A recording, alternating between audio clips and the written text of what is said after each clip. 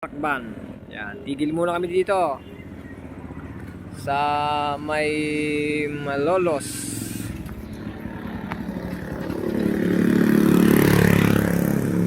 Kasi atrakban. Yan ang atrakbanan.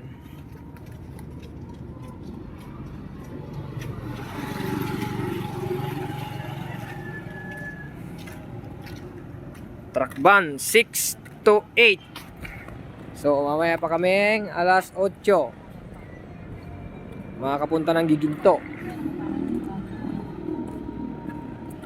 So itatago muna natin yung truck. May ulam na ako. May ulam na nga ako.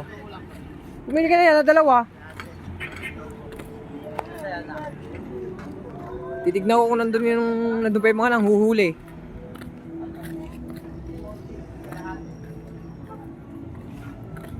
Dito pa lang kami guys sa Malolos, Bulacan.